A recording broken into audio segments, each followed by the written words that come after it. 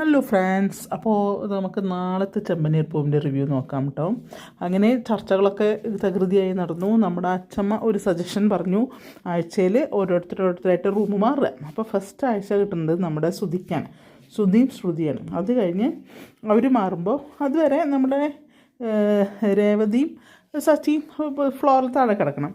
അത് കഴിഞ്ഞ് ഇവർക്ക് റൂം കൈമാറുമ്പോൾ അവർ രണ്ടാളും ശ്രുതിയും ഫ്ലോറിൽ കിടക്കണം. അത് കഴിഞ്ഞ് പിന്നെ ഒരാഴ്ച കഴിഞ്ഞിട്ട് നമ്മളുടെ എന്താ പറയുക ശ്രീകാന്തും വർഷയും ഫ്ലോറിൽ കിടക്കണം. അപ്പോൾ മറ്റുള്ളവർ അങ്ങനെ മാറി മാറി ഇങ്ങനെ റൗണ്ട് ചെയ്ത് വരും. അങ്ങനെയാണ് നമ്മുടെ അച്ഛമ്മയുടെ ഐഡിയ. അതിന് എല്ലാവരും ഓക്കെ പറഞ്ഞു. പക്ഷേ ആഴ്ച ഒന്നായപ്പോൾ നമ്മുടെ ശ്രുതിയുടെ സ്വഭാവം മാറുന്നുണ്ട് കേട്ടോ. അതിൻ്റെ മുന്നേ നമ്മുടെ അച്ഛമ്മ നമ്മുടെ രേവതി പാവം ഒന്നിനും ഇടപെടാണ്ട്, കാരണം അവിടുത്തെ വെറും ഒരു വീട്ടുവേലക്കാരിയെ പോലെയാണ് അവളെ അവർ കണ്ടിരിക്കുന്നത്. കാരണം അമ്മായിയമ്മയും മരുമക്കളും അത് വർഷമല്ല കേട്ടോ. ശ്രുതിയും ചന്ദ്രയാണ് അവളെ അങ്ങനെ ശരിക്കും കാണുന്നത്. അപ്പോൾ എന്നിട്ട് നമ്മുടെ അച്ഛമ്മ പോയിട്ട് പറയുക, അവർക്കുള്ള അവകാശമൊക്കെ നിനക്കുണ്ട്, നീ ഇങ്ങനെ ഒതുങ്ങി അടുക്കളയിൽ കഴിഞ്ഞാൽ മതിയോ എന്നൊക്കെ ചോദിച്ചിട്ട് ഇങ്ങനെ മോട്ടിവേഷൻ ചെയ്ത് കൊണ്ടിട്ടുണ്ട് നമ്മുടെ അച്ഛമ്മ നമ്മുടെ രേവതി. പിന്നെ അച്ഛമ്മ എന്ത് പറഞ്ഞാലും നിന്നിങ്ങനെ ചിരിക്കും. പക്ഷേ അച്ഛമ്മയ്ക്ക് ഏറ്റവും ഇഷ്ടം രേവതിനെയാണ്.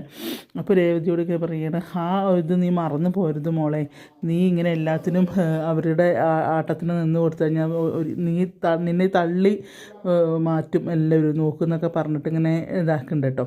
അത് കഴിഞ്ഞിട്ടാണ് പിറ്റത്തെ ആഴ്ചയായി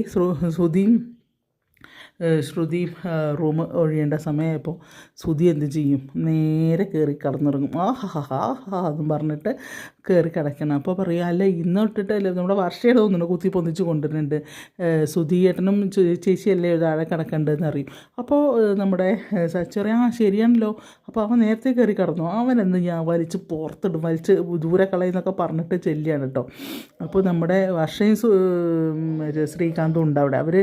അപ്പോൾ പറയും, വർഷം സംശയിച്ചിട്ട് പറയും, അല്ല ശ്രീകാന്തെ സച്ചേട്ടൻ നീ സുധിയേട്ടനെ പിടിച്ച് പുറത്തേക്ക് എറിയോ നോക്കുമ്പോൾ, അറിയില്ല നമുക്ക് എന്തായാലും നോക്കാം എന്നൊക്കെ ഇങ്ങനെ പറഞ്ഞ് എല്ലാവരും കൂടെ സച്ചിയുടെ പിറകെ നടക്കണം. അങ്ങനെ സച്ചി ഈ മറ്റേ സുധീൻ്റെ ബാണ്ടക്കെട്ടൊക്കെ എടുത്ത് തലയിലിട്ടിട്ട് പുറത്തേക്ക് ആക്കുന്നുണ്ട് കേട്ടോ.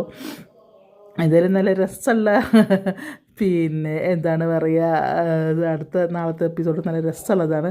അപ്പോൾ മിസ് ചെയ്യേണ്ട കാണാൻ. റിവ്യൂ തന്നെ നല്ല രസമുണ്ട് കാണാൻ. നമ്മുടെ സച്ചിയുടെ പോക്കും വർഷയുടെ ശ്രീകാന്തിൻ്റെ വർഷയുടെ അത് കൂടുതൽ ആകാംക്ഷ, നീ പങ്കാനെടുത്ത് വലിച്ചെറിയോ എന്നുള്ളൊരു ആകാംക്ഷയൊക്കെ ആയിട്ട് നല്ല രസമുണ്ടായിരുന്നു. മിസ് ചെയ്യേണ്ട നാളത്തെ ഇതാണ്. ഓക്കെ, അപ്പോൾ എല്ലാവർക്കും ഒരു ശുഭരാത്രി ആശംസിക്കുന്നു. പിന്നെ നിങ്ങൾക്ക് എൻ്റെ റിവ്യൂ ഈ പറയുന്നത് ഇഷ്ടമായിട്ടുണ്ടെങ്കിൽ ഒന്ന് സബ്സ്ക്രൈബ് ചെയ്ത് ബെല്ലൈക്കണൊക്കെ ഒന്ന് അമർത്തി ഒന്ന് ലൈക്കൊക്കെ തിന്ന് സപ്പോർട്ട് ചെയ്യാം. ഓക്കെ, എല്ലാവർക്കും ഒരു ശുഭരാത്രി.